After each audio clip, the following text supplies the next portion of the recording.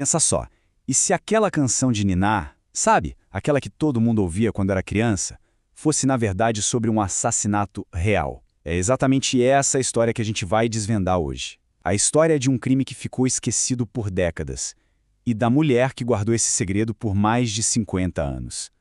Pois é, essa musiquinha aí foi o que transformou um adolescente numa lenda. Quase um bicho-papão, sabe? Uma história que se contava baixinho nos pátios da escola. Mas e se essa lenda fosse real? E se essa rima aparentemente inocente escondesse uma verdade terrível? Bom, para a gente entender esse mistério, a gente precisa conhecer primeiro a Kitty McDear. Ela é uma cuidadora que está numa situação bem complicada. E é o desespero dela que vai acabar levando-a direto para um dos segredos mais sombrios da cidade. A situação da Kitty é a seguinte. Ela foi suspensa do trabalho depois da morte trágica de um paciente. O dinheiro dela, tá acabando.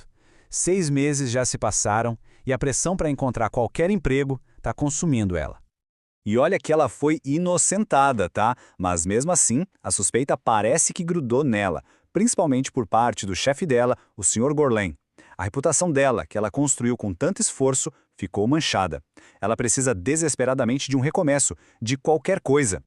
É aí que o chefe dela aparece com uma proposta, uma tarefa que ninguém mais quer. E ele solta essa frase, fazendo uma comparação bem desconfortável com a própria situação da Kitty.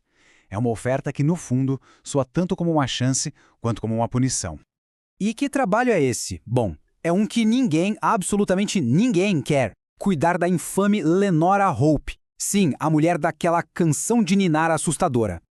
A reação da Kitty é de choque total. Tipo, Lenora Hope? Ah, Lenora Hope? Para ela, como para todo mundo na cidade, Lenora era só uma história de fantasma, né?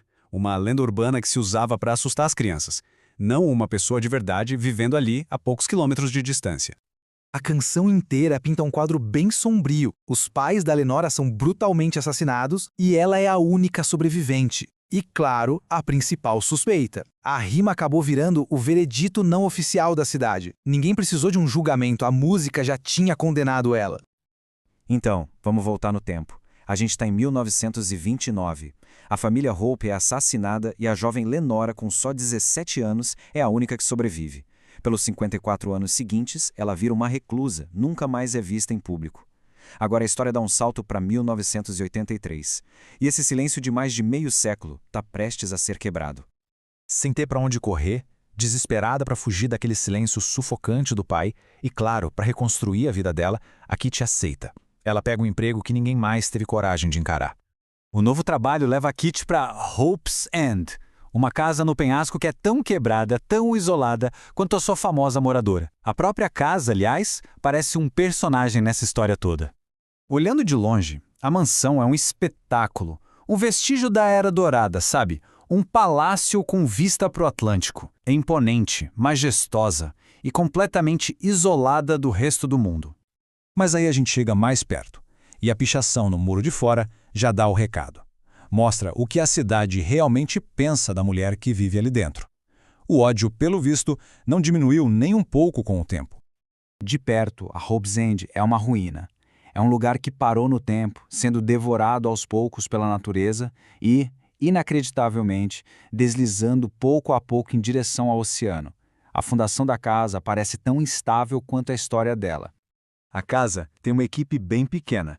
Tem a senhora Baker, a governanta, uma figura super séria que comanda tudo, e tem o Carter, o zelador, que tem uma visão surpreendentemente simpática da patroa dele. Cada um ali parece ter uma peça desse quebra-cabeça. E então, finalmente, chega o momento. Kitty fica cara a cara com a mulher que assombrou a imaginação da cidade por décadas. A hora da verdade está chegando. Dentro de um quarto que parece congelado nos anos 1920, a Kitty se prepara para conhecer a lenda. A tensão é quase palpável. Afinal, quem é a verdadeira Lenora Hope? Um monstro ou uma vítima? Só que a mulher que a Kitty encontra não é um monstro.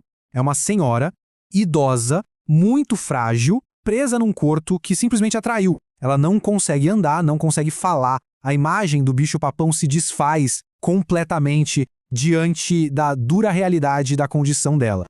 Então, essa é Lenora Hope, silenciosa, imóvel, sentada numa cadeira de rodas antiga, a última sobrevivente de um massacre, que não sai de casa há mais de 50 anos, olhando para um horizonte que ela nunca mais vai poder alcançar.